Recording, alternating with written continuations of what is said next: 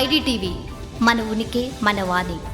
విజయ్ సీఎంగా ప్రమాణ స్వీకారం చేసిన అనంతరం నుంచి కూడాను ఒక్కొక్క నిర్ణయంతో తన మార్కును చూపిస్తున్నారు సీఎం విజయ్. మొదటగా 200 యూనిట్ల ఉచిత విద్యుత్తుపై సంతకం పెట్టిన ఆయన వెంటనే తన సెకండ్ నిర్ణయాన్ని అందరూ ఎవరు ఊహించని విధంగా కూడా తీసుకున్నారు. స్కూళ్లకు పాఠశాలలకు 500 మీటర్ల వరకు ఉన్నటువంటి అన్ని వైన్ షాప్స్ కానివ్వండి, ఈ మద్యం షాపులను క్యాన్సిల్ చేస్తున్నట్లు వెంటనే ప్రకటించారు. దాదాపు 4793 వైన్ షాప్స్ తమిళనాడు అంతటా ఉండగా ఈ స్కూల్స్ పరిసర ప్రాంతాల్లో ఏదైతే 500 మీటర్స్ డిస్టెన్స్లో ఉన్నటువంటి వైన్ షాప్స్ రద్దు విషయంలో ఆయన తీసుకున్న నిర్ణయంతో 717 వైన్ షాప్స్ మూతపడనున్నాయి. ఇమీడియట్గా ఉన్న పళంగా ఆర్డర్ను అమలు చేయండి అంటూ కూడా 717 వైన్ షాప్స్ని క్లోజ్ చేశారు.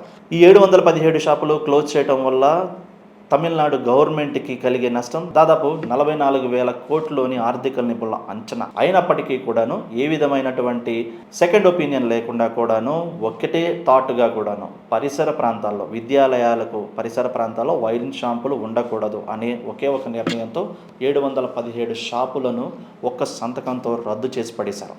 ప్రభుత్వానికి నష్టం వచ్చినా పర్వాలేదు, ఎన్ని వేల కోట్ల నష్టం వచ్చినా సరే ఏమీ పర్వాలేదు అనే నిర్ణయాన్ని దేశంలో మొదటిసారిగా ఒక సీఎంగా అంత సాహసోపేతమైన నిర్ణయాన్ని తీసుకున్న వ్యక్తిగా కూడాను విజయ్ నిలిచాడు.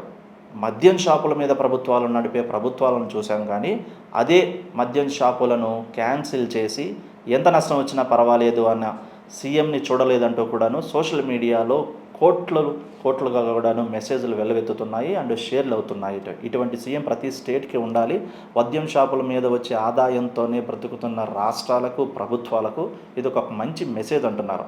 నిజంగా విద్యాలయాలకు పాఠశాలలకు ఇటువంటి నిర్ణయం ప్రతి స్టేట్లోనూ తీసుకోవాలి అంటూ కూడాను ఎప్పుడు ఆదాయం గురించి ఆలోచించే ప్రభుత్వాలు ఇటువంటి నిర్ణయాలు చేయడం వల్ల ప్రజల్లో స్థిరస్థాయిగా నిలిచిపోతారు. ఏదేమైనా సీఎం విజయ్ తీసుకున్నటువంటి మార్క్ డెసిషన్ ఏదైతే ఉందో కూడాను అందరూ ఆహ్వానిస్తున్నారు.